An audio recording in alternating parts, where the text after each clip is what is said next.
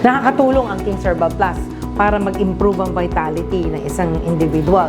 Bakit kamo? Meron tong Centella asiatica.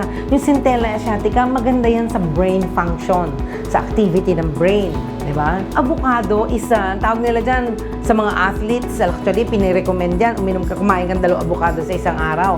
Dahil ito ay performance enhancer. Ang vitamin B na importante sa recovery ng nerves, C, A, and E, rich yan sa King's Herbal Plus dahil sa iba't ibang laman nga na prutas, herbs, and vegetables. Yung turmeric, ginger, at garlic nakakatulong para palabnawin ang dugo.